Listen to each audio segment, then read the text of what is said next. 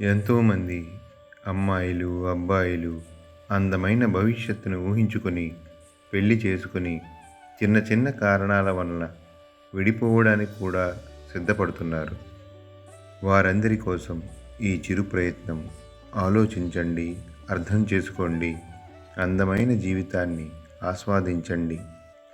కడవ కడుపులో కడలి దాగుతుందా? కలహం నిండిన కాపురం కడవరకు సాగుతుందా? కడవ దాచుకుంటే కడలి కొంతైనా దాగుతుంది. గొడవ మానుకుని సాగుతుంటే బంధం కడవరకు నిలుస్తుంది. ఈ వీడియో కనుక మీకు నచ్చితే ఒక లైక్ చేయండి. మీ అభిప్రాయాన్ని కామెంట్ రూపంలో మాకు తెలియజేయండి. అలాగే ఈ వీడియోని నలుగురితో షేర్ చేసుకోండి.